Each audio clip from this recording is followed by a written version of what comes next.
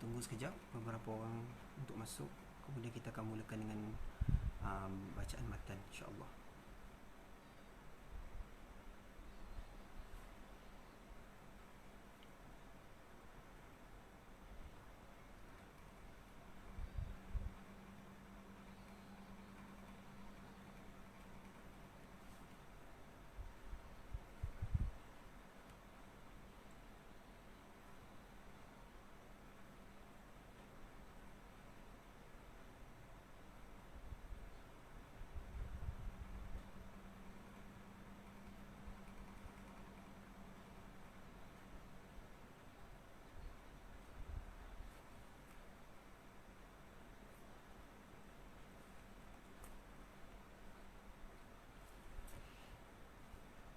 Okay, kita akan mulakan dulu dengan kita dengarkan bacaan matan insya-Allah.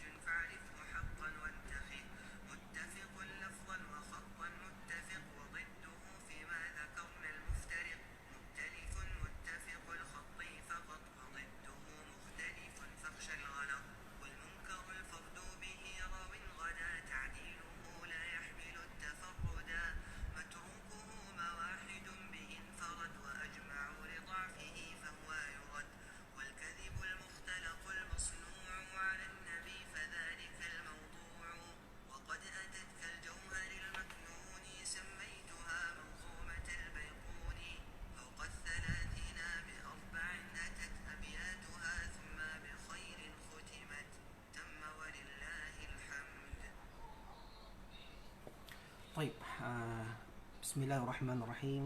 السلام عليكم ورحمة الله وبركاته. الحمد لله رب العالمين الحمد لله الذي من على من يشاء من عباده بطلب علم الحديث وذلك فضل الله يؤتيه من يشاء والله ذو الفضل العظيم وصلى الله وسلم على سيدنا محمد القائل من يريد الله به خيرا يفقهه في الدين وعلى آله وصحبه ومن تبعهم بإحسان إلى يوم الدين وبعد. Baik, Alhamdulillah, pertama dan selamanya kita panjatkan kesyukuran kita kepada Allah Subhanahu wa taala yang menganugerahkan, yang memberikan kepada sesiapa saja di kalangan hamba-Nya untuk menuntut ilmu hadis. Dan demikianlah fadl Allah Subhanahu wa taala yang memberikan kepada sesiapa saja yang Allah Subhanahu wa taala kehendaki. Dan Allah lah pemilik al-fadl al-azim.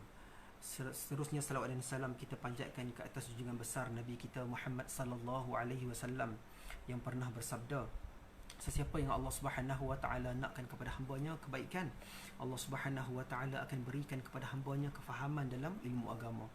Dan seterusnya selawat dan salam kita panjatkan ke atas ahli keluarga baginda, para sahabat dan mereka yang mengikuti para sahabat sampai ke hari kiamat. Baik, Alhamdulillah, hadirin yang dirahmati Allah Subhanahu wa taala, para penonton, para pendengar yang dirahmati Allah, kita dah masuk ke siri yang ketiga, perbincangan berkenaan dengan ulumul hadis, dan ulumul hadis adalah kita membincangkan tentang bagaimana kita nak mengetahui kaedah, mengetahui ataupun mengenal pasti kaedah, mempelajari kaedah, mengetahui keadaan sanad dan matan. Dia lebih kepada kita kata technical, ataupun kita kata lebih kepada istilah, ilmu istilah. So apabila kita sebut berkenaan dengan hadis itu sahih, hadis itu hasan, hadis itu dhaif, hadis itu palsu, jadi itu adalah categorization, itu adalah satu kategori yang kita namakan, kita letakkan dekat hadis. Jadi kita belajar nak kenal pasti apakah definisinya, apakah ta'rifnya, ataupun apakah maksudnya. Jadi itu yang kita akan belajar. Dan kita pilih matan Al-Manzumah Al-Baiquni. Alhamdulillah, kita dah masuk ke siri yang ketiga, dan insya-Allah pada malam ni kita akan masuk ke matan yang ketujuh insya-Allah. Jadi matan Manzumah Al-Baiquni ni pendek je, dan dia tak terlalu panjang. Memang disusun manzumah nazam ini khas untuk para penuntut ilmu di peringkat permulaan, dikarang oleh Syekh Umar bin Futuh Dimashqi Asy-Syafi'i Al-Baiquni rahimahullah, wa nafa'ana bi'ulumihi fid darain amin insyaallah. Baik, jadi tadi kita dah dengarkan juga bacaan matan dia. Matan dia kalau kita tengok dekat YouTube pun pendek je, 3 minit kan, 3 minit. Macam apa kita potongan lagu biasa. Baik. Jadi insya-Allah pada malam ni kita akan sambung kepada perbahasan yang seterusnya. Allahumma salli ala Muhammad. Matan yang ke-7. Wa qala an-nazim wa qala al-musannif rahimahullah wa nafa'ana bi'ulumihi fid darain amin. Wa ma udhifa lin-nabiy al-marfu'u wa ma li tabi'in huwa al-maqtu'u. Baik. Kita masuk ke matan yang ke-7. Berkenaan dengan perbahasan yang baru. Syekh Al-Baiquni rahimahullah, dia bawa istilah baru. Sebelum ni kita dah belajar sahih, hasan, dhaif, selesai. Syarat-syarat hadis sahih selesai. Hasan akhaf dhab, kurang sikit. Kemudian dhaif, apa yang tidak mencapai syarat hadis hasan ataupun hadis sahih lah, dia tak dapat capai, maka selesai. Sekarang ni kita masuk kepada perbahasan teknikal dalam matan. Kita nak mengenal pasti sifat matan. Maka Syekh Al-Baiquni bawakan definisi marfu' dan maqtu' dahulu. Okey, apa itu marfu'? Wa ma udhifa lin-nabil marfu'. Apa yang disandarkan kepada nabi itu adalah marfu'. Maka apabila kita kata nabi kata, maka hadis itu kita sandarkan kepada Nabi sallallahu alaihi wasallam, maka diistilahkan sebagai marfu'. Wa ma li tabi'in huwa maqtu'un. Dan apa yang disandarkan kepada tabi'in, maka ianya menjadi maqtu'. Baik. Nabi, tabi'in. Sahabat mana? Jadi apa yang disandarkan kepada sahabat kita katakan mauquf. Tetapi perbahasan mauquf dia terkebelakang sikit. Dia bait yang ke Allahumma salli ala Muhammad 11 dah. Dah masuk bait yang ke 11 nanti baru masuk perbahasan mauquf. Sebab Syekh Al-Baiquni rahimahullah dia tak perincikan, dia tak susun secara tersusun lah dia punya, dia tak susun elok lah dia punya manzumah ni. Tapi al-muhim kita dapat faedah. Maka hadis yang disandarkan kepada Nabi tadi dia dinamakan marfu'. Apa yang disandarkan kepada Nabi dinamakan marfu'. Ma udhifa ila Nabi sallallahu alaihi wasallam min qawlihi aw fi'lihi aw iqrarihi aw sifatin min sifatihi khalqiyatan kanat aw khuluqiyatan. Apa yang disandarkan kepada Nabi sallallahu alaihi wasallam daripada kata-kata Nabi, perbuatan Nabi, pengakuan Nabi dan sifat Nabi, sama ada dari sudut fizikal Nabi ataupun akhlak Nabi. Maka sanadnya itu ataupun kita kata persandarannya itu berakhir kepada Nabi sallallahu alaihi wasallam. Disandarkan kepada Nabi sallallahu alaihi wasallam. Dan marfu' ini dia ada banyak jenis. Dia ada marfu' qauli. Marfu' maksudnya kita sandarkan kepada Nabi dari sudut kata-kata Nabi. Contohnya Nabi kata qala Nabi sallallahu alaihi wasallam, Nabi kata apa? Bunyan Islam ala khams. Islam itu didiri ataupun terdiri atas 5. Jadi Nabi kata. Maka itu kita katakan hadis marfu' qauli, dari sudut perkataan. Ataupun ada marfu' fi'li. Marfu' kita kata hadis itu disandarkan kepada Nabi dari sudut perbuatan Nabi. Nabi buat macam tu. Jadi kita katakan dia marfu' fi'li. Contohnya macam hadis kana Nabi sallallahu alaihi wasallam yanamu ala janbihi al-ayman. Nabi sallallahu alaihi wasallam kalau tidur dia tidur di bahagian kanan dia. Dia sandar ataupun dia baring sebelah kanan. Jadi perbuatan Nabi itu, tidurnya Nabi itu menjadi marfu' fi'li. Baik. Dan banyak lagi lah marfu' iqrar perakuan Nabi sallallahu alaihi wasallam ataupun sifat Nabi, akhlak Nabi, khuluq Nabi. Macam hadis yang diriwayatkan oleh Aisyah radhiyallahu anha. Bila Aisyah kata, bila ditanya tentang akhlak Nabi, dan Aisyah kata kana khuluquhu al-Quran. Dan akhlak Nabi itu persis ataupun adalah Al-Quran. Akhlak Nabi itu adalah Al-Quran. Maka didescribekan, kita kata apa? Describe lah kan. Sifatkan akhlak Nabi itu seperti Al-Quran. Maka ini kita panggil hadis marfu' disandarkan kepada Nabi secara khuluqiyah. Baik. Itu contoh-contoh lah hadis. Baik. Seterusnya kita pergi pula kepada mauquf. Mauquf ni perbahasan dia terkebelakang sikit. Syekh Al-Baiquni rahimahullah dia bawa ke belakang sikit. Seterusnya dalam bait itu dia kata wa ma li tabi'in huwa maqtu'un. Dan apa yang disandarkan kepada tabi'in ni adalah mereka yang sempat berjumpa dengan sahabat, berguru dengan sahabat, beriman dan mati dalam keadaan Islam. Jadi itu tabi'in kan. Seperti Sa'id bin Musayyib, Hasan al-Basri, Ibn Sirin dan sebagainya, Qatadah. Ini semua nama-nama tabi'in lah. Ikrimah, Maula bin Abbas, Mujahid dan sebagainya. Ini nama-nama tabi'in. Jadi apa yang disandarkan kepada kata-kata tabi'in, maka ianya menjadi maqtu'. Maqtu'. Baik. Selesai kat situ.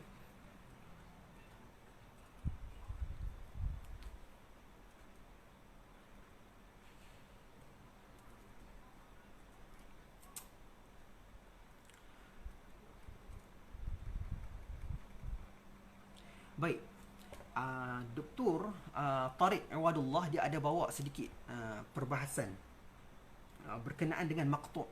Kalau ada orang yang pernah belajar hadis mungkin di peringkat universiti ke sekolah menengah ke ataupun yang lebih tinggi, dia ada istilah maqtu' dan dia ada istilah munqati'. Dia ada istilah maqtu' dia ada istilah munqati'. And adapun ulama-ulama sebahagiannya tidak membezakan maqtu' dengan munqati'. Seperti Asy-Syafi'i, At-Tabrani, Ibn Abdul Barr dan sebagainya. Dan ada juga yang membezakan maqtu' dengan munqati'. Jadi maqtu' ni kita katakan tadi apa yang disandarkan kepada tabi'in. Contohnya kan. Tetapi munqati' ini terputus. Terputus sanadnya, iaitu tidak bersambung. Tidak bersambung sanad. Terputus. Baik. Tapi al-muhim kita tahulah sedikit perbahasan kan tentang istilah tu. Jadi tadi kita patah balik, yang dikatakan maqtu' itu adalah apa yang disandarkan kepada kata-kata tabi'in. Kerana marfu', mauquf, maqtu' ni dia bukan sifat sanad, dia adalah sifat bagi matan. Status matan tu. Matan hadis tu siapa kata? Kalau Nabi kata marfu', kalau sahabat kata mauquf, kalau tabi'in kata maqtu'. Baik. Itu dulu. Baik. Dan ketahuilah anna wasaf al-hadithi bikaunihi marfu'an aw mawqufan aw maqtu'an la ta'thira lahu fi tasihih al-hadith aw tad'ifihi. Baik, seterusnya perbahasan.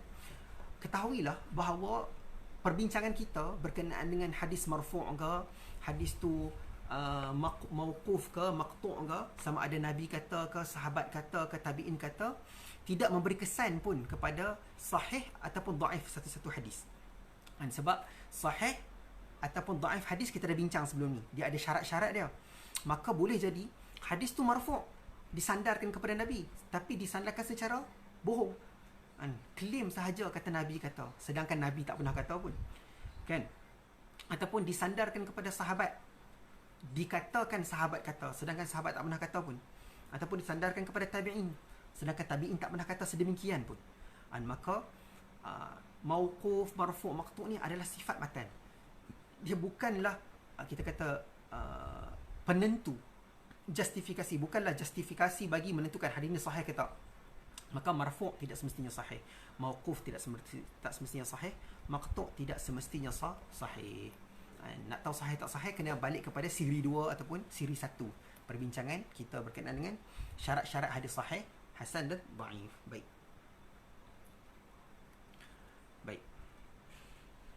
Jadi apakah faedah kita mengetahui istilah mauquf, maqtu' dan sebagainya ini? Jadi antara faedahnya adalah untuk kita dapat memilih, kita dapat mengenal pasti manakah pandangan sahabat, manakah pandangan tabi'in dalam mengeluarkan satu-satu pandangan dan kata-kata. Macam Al-Muwatta' Imam Malik rahimahullah, yang wafat pada tahun 179 Hijrah, Imam Malik. Dia mengarang kitab Al-Muwatta'. Al-Muwatta' Imam Malik banyak pandangan-pandangan qaul as-sahabi, pandangan-pandangan sahabat dan tabi'in. Maka kita boleh kata dalam Muwatta' banyak hadis maqtu' dan hadis mauquf. Hadis mauquf, kata-kata sahabat disandarkan kepada sahabat, dan hadis maqtu' disandarkan kepada tabi'in. Boleh jadi sahih.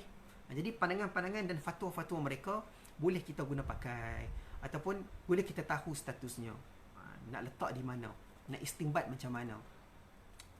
Baik. Yang kedua, apakah faedah kita tahu istilah marfu', mauquf, maqtu' ini? Adalah untuk kita dapat membezakan antara riwayat. Ada riwayat yang diklaim sebagai marfu', tapi rupanya dia mauquf ataupun maqtu'. Maka di situ ada inqata', ada berlaku munqati', ada berlaku terputus sanad.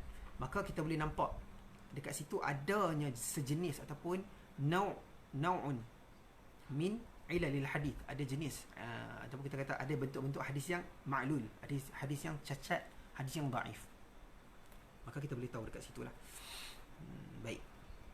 Itu selesai satu matan-matan yang baik. Yang ke-7. Baik. Yang ke-8. Qala al-musannif an-nazim rahimahullah, wal musnadu muttasilul isnadi min rawihi hatta al-mustafa wa lam yabin. Jadi manzumah bait yang ke-8, bait yang ke-8, penulis Syekh Al-Baiquni rahimahullah, dia bawakan definisi hadis musnad. Hadis musnad. Okey. Biasanya kita dengar musnad ni, kita dengar musnad, kalau yang biasa dengar istilah musnad. Musnad ni biasanya kita akan familiar dengan satu buku ataupun satu karya besar yang dikarang oleh Imam Ahmad ibn Hanbal Syaibani rahimahullah, yang wafat pada tahun 241 Hijrah. Dan Imam Ahmad dia karang kitab namanya Musnad Al-Musnad, Musnad Imam Ahmad. Kita kata Musnad Imam Ahmad.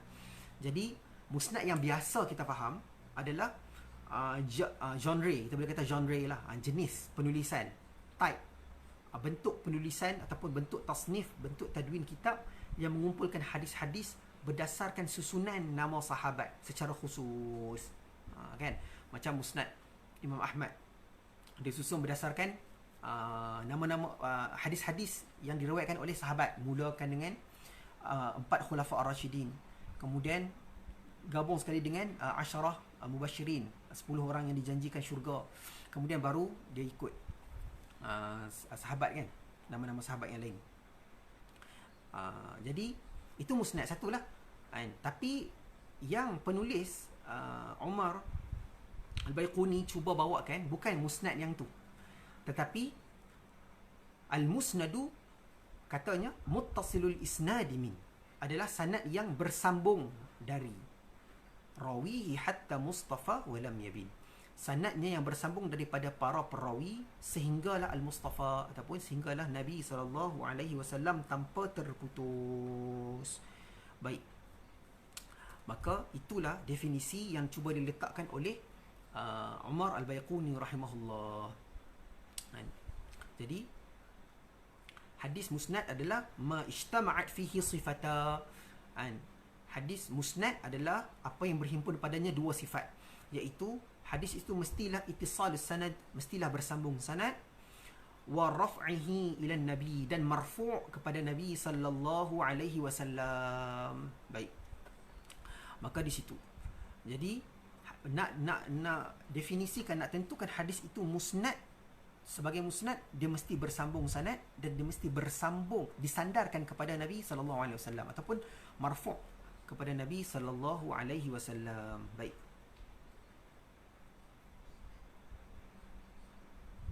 Maka kita boleh katakan kalau sanad tu bersambung tapi tak disandarkan kepada Nabi, tak marfu'.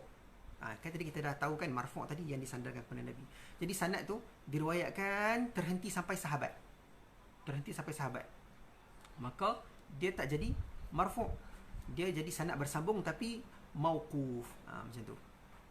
Dan istilah-istilah ni adalah istilah teknikal sahaja. Dia tidak menentukan kesahihan satu-satu hadis. Baik. Maka definisi musnad yang saya bawakan tadi adalah seperti mana yang dinyatakan oleh Al-Hakim Al-Naisaburi dan juga Al-Imam Ibn Hajar Al-Asqalani rahimahullah. Ada juga pandangan ulama lain berkenaan dengan musnad ini, seperti mana yang dibawakan oleh Ibn Abdul Bar Al-Maliki. Ibn Abdul Bar kata musnad ini sama dengan marfu'. Musnad ini sama macam marfu', iaitu disandarkan kepada Nabi sallallahu alaihi wasallam.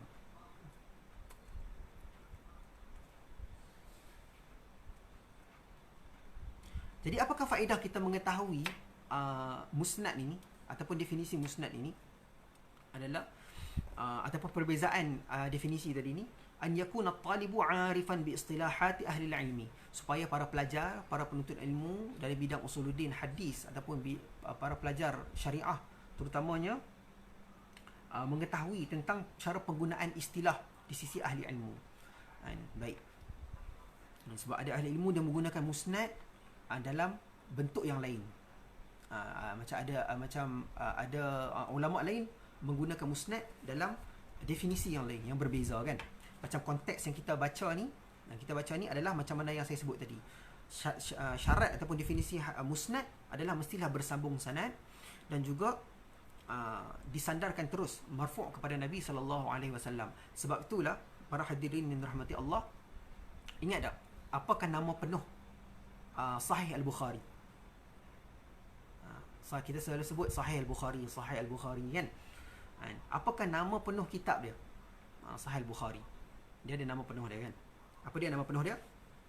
Al-Jami' Al-Musnad.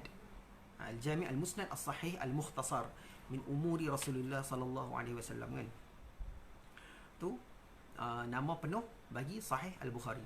Jadi Al-Jami' yang menghimpunkan dalam semua bab, seluruh bab berkenaan dengan agama. Al-Musnad, maka hadis-hadis dalam Sahih Al-Bukhari kita boleh katakan musnad, maka ianya bersambung sanadnya dan juga disandarkan kepada Nabi sallallahu alaihi wasallam dan ianya sahih. Sama juga macam Sahih Muslim. Kita duk sebut nama Sahih Muslim kan. Yang dikarang oleh Muhammad bin Hajjaj. Muslim bin Hajjaj yang wafat pada tahun 261 Hijrah. Imam Muslim. Sahih Muslim tu apa nama penuh kitab dia? Nama penuh sahih dia apa? Dia lain sikit daripada Sahih Bukhari. Sahih Bukhari tadi dimula dengan Al-Jami', dia terus dia mula dengan nama penuh Sahih Muslim adalah Al-Musnad As-Sahih Al-Mukhtasar min Sunani bin Naqli Al-Adli an Rasulillah sallallahu alaihi wasallam. Baik. Okey. Itu perbahasan hadis musnad.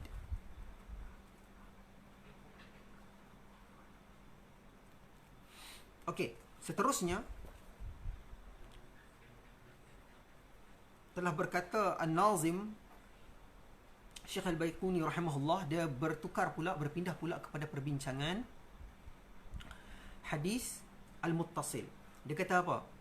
Waqala An-Nazim rahimahullah, wa ma bi sam'i kulli rawin yattasil isnaduhu lil Mustafa fal muttasil.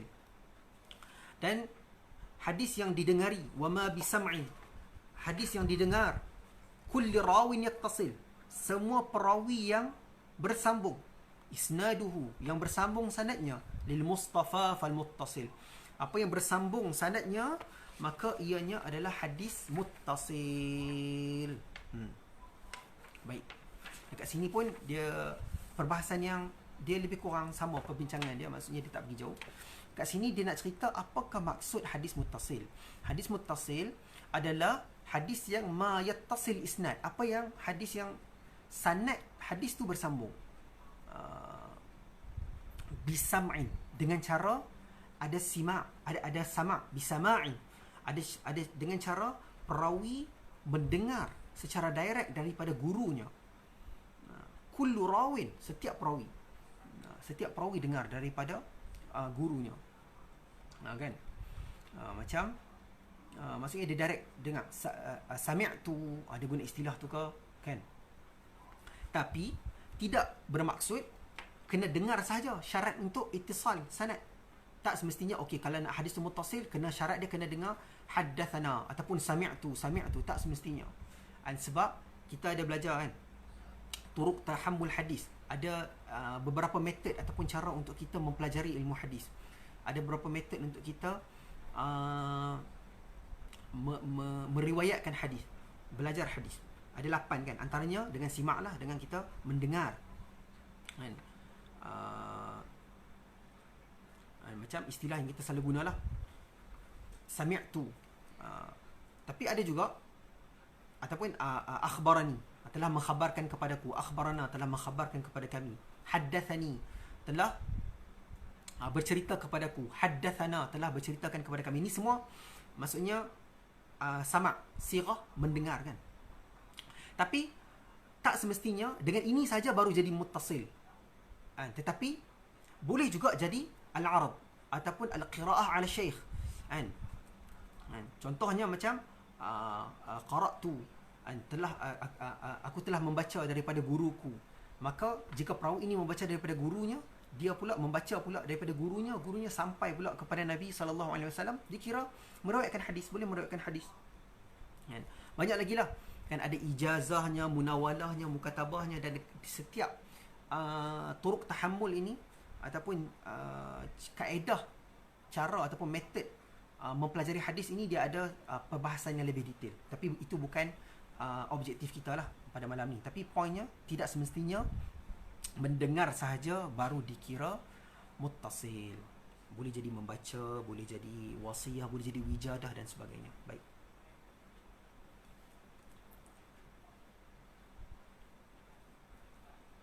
Baik. Jadi apakah faedah kita mengetahui hadith berkenaan dengan sanad yang muttasil ini, supaya kita tahu bahawa setiap musnad itu muttasil. Tadi kita dah belajar, tadi kita dah dengar perbahasan bincang pasal musnad. Wa kullu musnadin muttasilun wa laysa kullu muttasilin musnada. Setiap yang musnad itu muttasil, tapi tak semua muttasil itu musnad. Baik. Maksudnya tak semua yang bersambung itu sampai kepada Nabi sallallahu alaihi wasallam. Dia boleh jadi muttasil tapi dia sampai kepada mauquf as-sahabi. Dia boleh jadi sampai tabi'in. Kan, maqtu' tabi'in. Tapi dia bersambung terhenti dekat tabi'in. Bersambung terhenti dekat sahabat. Sahabat je kata dan sebagainya. Jadi benda-benda ni penting untuk kita tahu, nak menentukan juga kesahihan satu-satu riwayat itu. Riwayat maqtu' itu sahih ke tak? Riwayat mauquf itu sahih ke tak? Riwayat marfu' itu sahih ke tak? Salah satu syaratnya kenalah muttasil, bersambung sanad. Tapi bukanlah muttasil saja, sebab syarat hadis sahih ada 5 kan? Kita dah bincang sebelum ni. Baik. Allahumma salli ala sayyidina Muhammad. Baik, seterusnya kita pergi kepada perbincangan yang terakhir pada malam ni, insya-Allah. Kita dah bincang kan beberapa bait, dan bait yang terakhir pada malam ini berkaitan dengan perbahasan musalsal. Bait yang ke-10 dan bait yang ke-11 insya-Allah. Wa qala Syekh Al-Baiquni rahimahullah,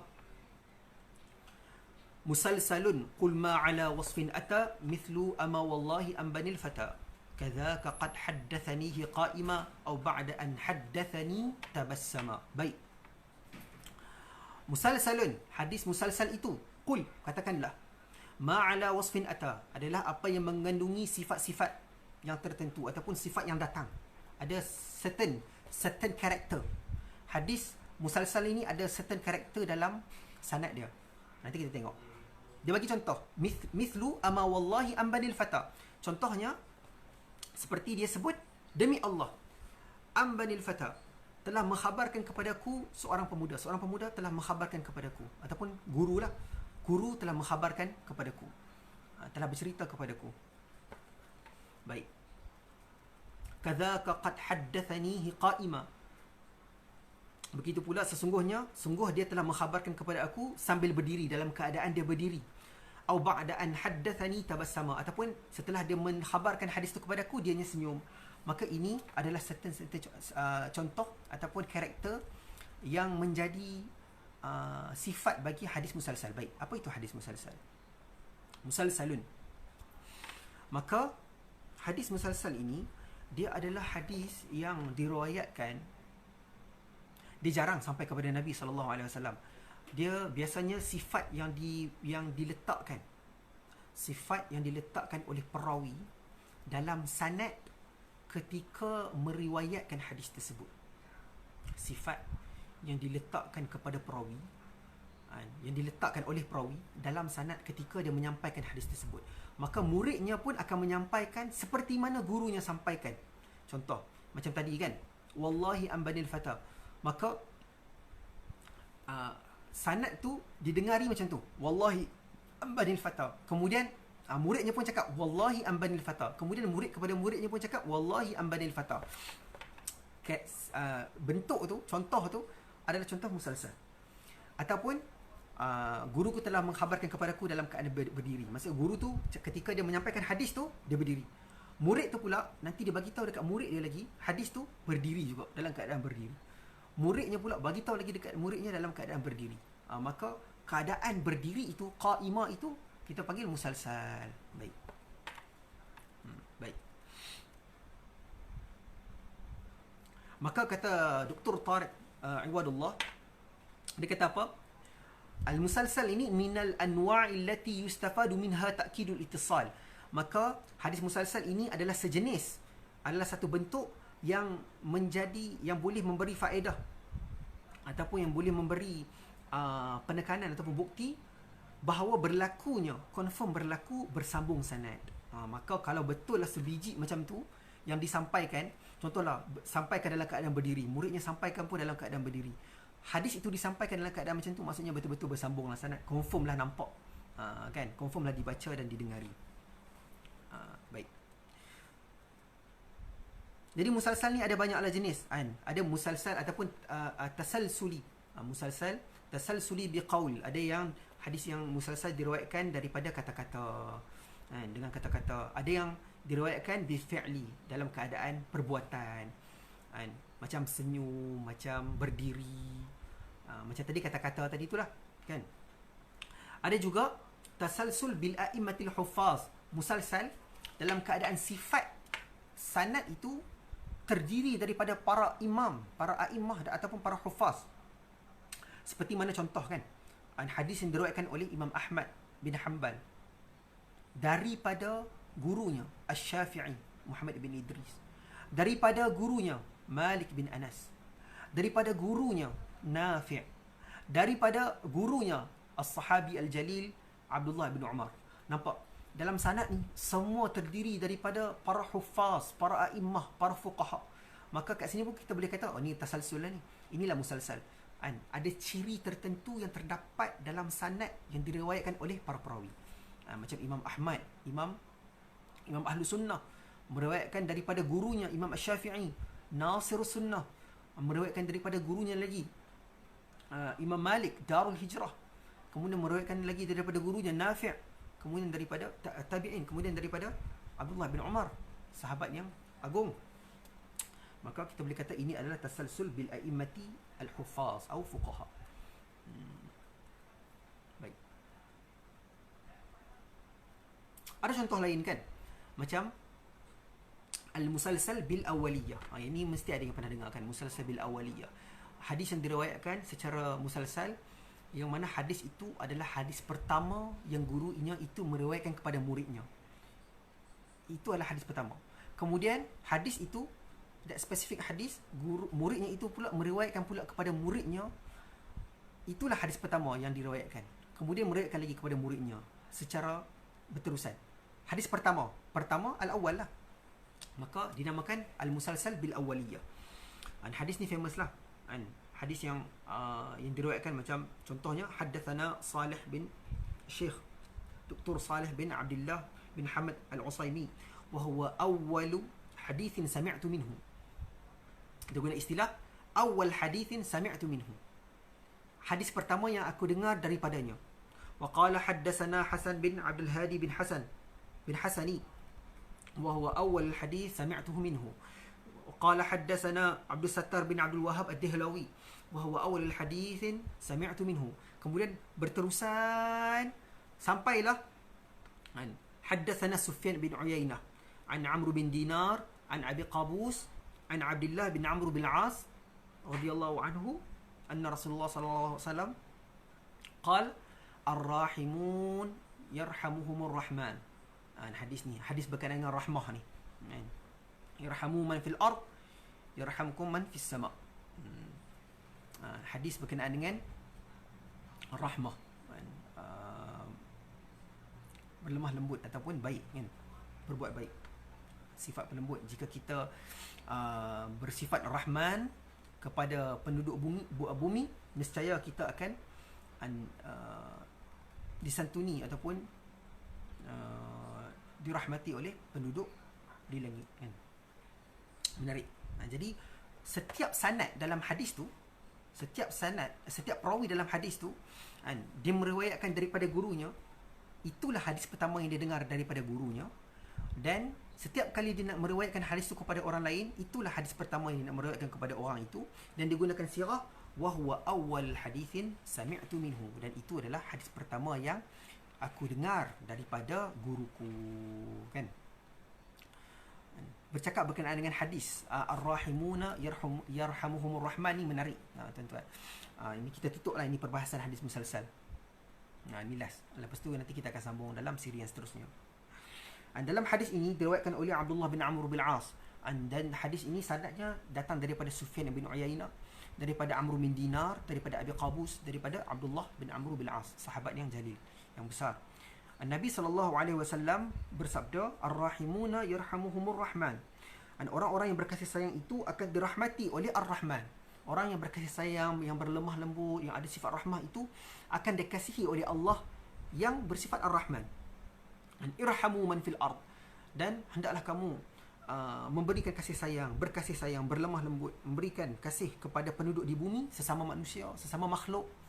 Dan nescaya kamu akan dikasihi oleh man fis sama', oleh penghuni langit. Maka hadis ni menarik kan. Kalau tuan-tuan, para pendengar yang dirahmati Allah, nak tahu perbahasan hadis ni dari sudut perspektif menyantuni orang yang kelainan upaya, ni saya promote sikit lah kan. Hadis 40 hadis orang kelainan upaya yang dikarang oleh guru saya, Dr. Ahmad Sanusi Azmi. Diletakkan hadis Ar-Rahmah ini, musalsal bil awaliyah ni, hadis contoh ini dalam hadis yang ke-40, hadis terakhir sekali, berkenaan dengan mengasihani ataupun mengasihi, merahmati, berkasih sayang dengan orang kurang upaya. Boleh baca. Sedikit promosi lah. Dan boleh ambil atau boleh belilah daripada beliau. Baik, jadi insya-Allah setakat itu sahaja dahulu perbincangan kita. Jadi itu adalah contoh hadis musalsal.